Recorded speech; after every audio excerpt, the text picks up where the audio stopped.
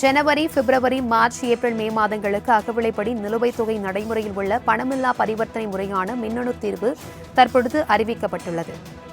2016ஆம் ஆண்டிற்கு முந்தைய ஊதிய விகிதத்தில் சம்பளம் வாங்கும் அரசு ஊழியர்களுக்கான அகவிலைப்படி தற்பொழுது உயர்த்தி அறிவிக்கப்பட்டிருக்கிறது. அண்மை செய்தியாக நாம் பார்த்துக் கொண்டிருக்கிறோம்.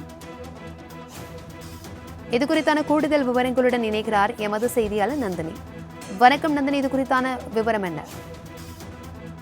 வணக்கம் பிரபாவதி. அகவிலைப்படி உயர்வை ஏற்படுத்தி தற்போது தமிழ்நாடு அரசு அரசாணை வெளியிட்டிருக்கிறது. அந்த வகையில் 2016ஆம் ஆண்டுக்கு முந்தைய ஊதிய விகிதத்தில் சம்பளம் வாங்கும் அரசு ஊழியர்களுக்கான அகவிலைப்படி உயர்த்தப்பட்டிருக்கிறது. இதன்படி இந்த வகையில் உள்ள மாநில அரசு ஊழியர்களுக்கான அகவிலைப்படியை கடந்த ஜனவரி 1ஆம் தேதி முதல் 9% உயர்த்தி வழங்க தமிழ்நாடு அரசு உத்தரவு பிறப்பித்திருந்த நிலையில் மாநில அரசு ஊழியர்களுக்கான அகவிலைப்படி வீதம் அடிப்படை ஊதியம் மற்றும் அகவிலைப்படி ஊதியத்தில் 239% உயர்த்தி வழங்கப்படும் எனவும் தெரிவிக்கப்பட்டிருக்கிறது.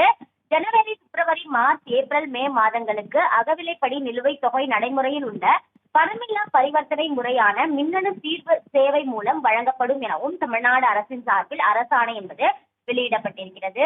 அந்த வகையில்தான் 2016ஆம் ஆண்டுக்கு முந்தைய ஊதிய விகிதத்தில் சம்பளம் வாங்கும் அரசு ஊழியர்களுக்கான அகவிலைப்படியை உயர்த்தி தமிழ்நாடு அரசு அரசாணை வெளியிட்டுள்ளது குறிப்பிடத்தக்கது. தகவல்களுக்கு நன்றி நந்தினி.